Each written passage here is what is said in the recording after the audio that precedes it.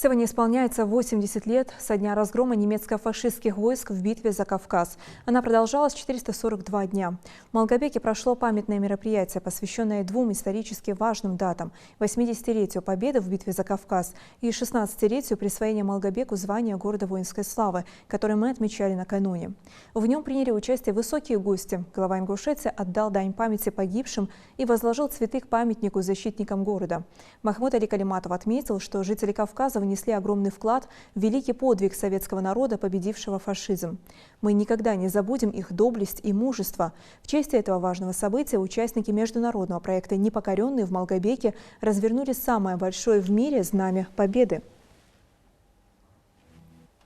Сегодня день гордости, благодарной памяти и народного единства. Земля и исторический рубеж, за который фашисту не дали пройти на нашу родину. За далью лет открывается весь исторический масштаб и значение победы на Кавказской линии кровопролития и противостояния. Стойкость, непоколебимость, мужество тружеников тыла и защитников Малгобека во все времена останутся для жителей Ингушетии и всей России примером беззаветной любви к Отечеству. Говоря о таких героях, президент Владимир Владимирович Путин указал, что Великая Победа была, есть и будет высоким мерилом наших помыслов и поступков.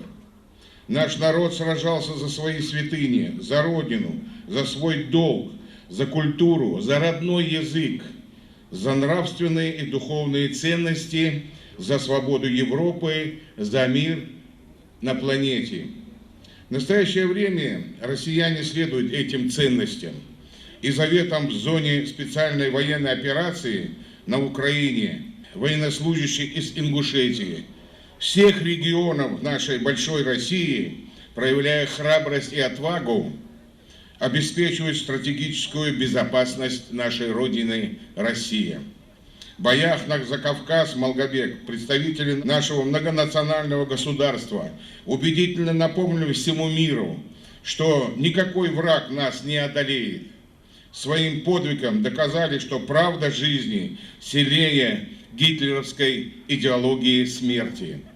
Первые месяцы Великой Отечественной войны 1000 добровольцев-призывников отправились из Ингушетии бить фашистов. Они храбро сражались на всех фронтах, остались вечно лежать в братских могилах, остались в списке без вести пропавших.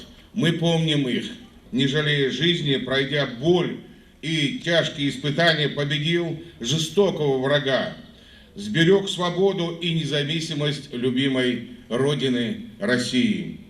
Будем достойны их памяти. В словах и делах от всего сердца хотел бы пожелать нам счастья, добра, процветания, дружному, единому нашему народу великой России. Спасибо.